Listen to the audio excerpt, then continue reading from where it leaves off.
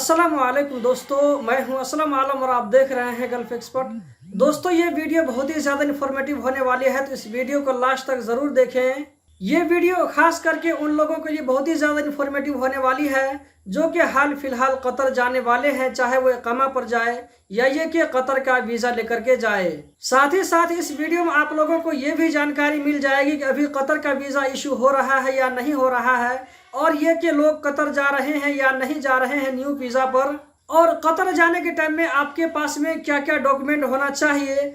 ये सारे डॉक्यूमेंट मैं भी आप लोगों को स्क्रीन पर दिखाने वाला हूँ। कतर एयरपोर्ट पर आपसे क्या क्या पूछा जाएगा, क्या क्या वहां पर चेक किया जाएगा। इस वीडियो के आखिर में एक बहुत ही इंपॉर्टेंट चीज बताने वाला हूं, तो उसको सुनना मत भूलें, वरना जानकारी न होने की वजह से आपका 50-60 रियाल या 100 रियाल आपका बर्बाद हो सकता है।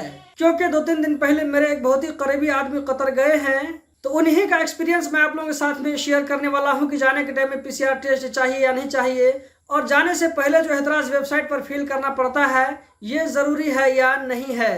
तो इस वीडियो को लास्ट तक जरूर देखें और अपने आने वाले तमाम दोस्तों के साथ में इसको शेयर करें। तो दोस्तों, आज की वीडियो हम शुरू करते हैं। तो दोस्तों, सबसे पहली बात यह कि कतर का वीज़ा अभी भी इशू हो रहा है, कोई दिक्कत की बात नहीं है। और जब वीज़ा इशू हो रहा है तो लोग कतर जा भी रहे हैं। मैं जो आज वीडियो बना रहा हूँ ये 30 जून 2022 है।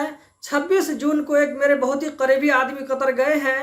वो वर्क वीज़ा पर नेपाल से कतर गए हैं। अभी मैं आप लोगों को दिखाने वाला हूं कि उनके साथ में क्या क्या डॉक्यूमेंट थे।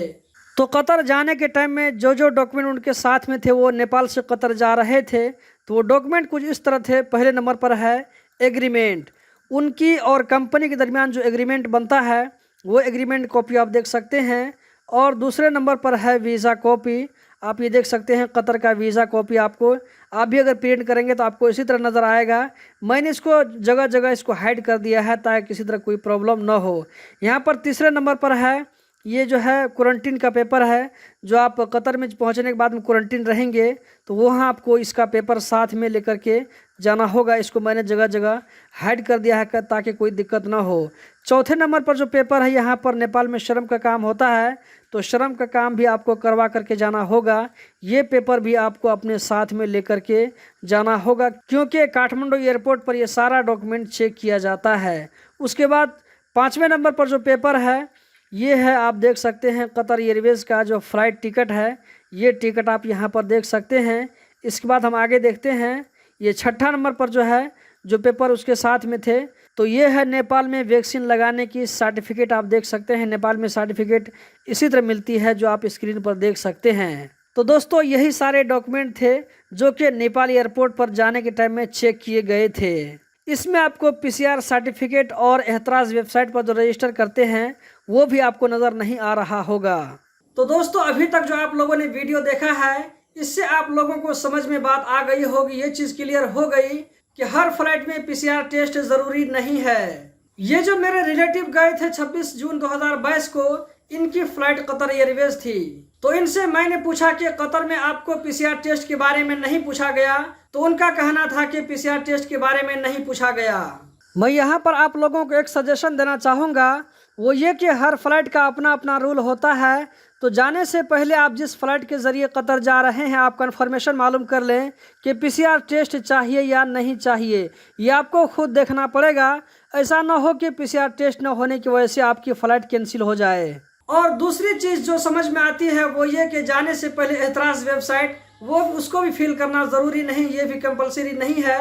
अगर वेबसाइट की वजह किसी वजह से आप फिल नहीं कर पाते हैं तो आप बिना फिल किए हुए ही जा सकते हैं। कतर एयरपोर्ट पर आपको एतराज़ वेबसाइट के बारे में नहीं पूछा जाएगा, उसका पेपर लाओ आपने फिल किया था या नहीं किया था। आपको वहां पर क्वारंटीन का पेपर जरूर पूछा जाएगा।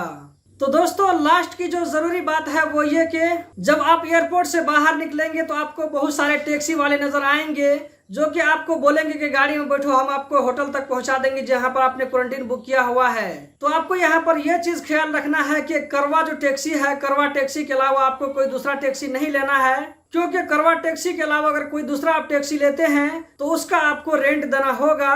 जबकि करवा जो टैक्सी होती है वो होटल वाले के साथ में लिंक होती है, तो इसका किराया होटल वाले से वो लोग वसूल कर लेते हैं। इसका किराया आप लोगों से वो लोग नहीं लेंगे। करवा टैक्सी के अलावा दूसरे टैक्सी वाले आपसे जितना भी कोशिश करें आपको ले जाने के लिए, आप मत जाएं। करवा टैक्सी के जरिए ही अपने होटल तक जाएं, आपका भाड़ा का पैसा बच जाएगा। तो दोस्तों यही थी आज की वीडियो। उम्मीद करता हूँ जरूर पसंद आई होगी।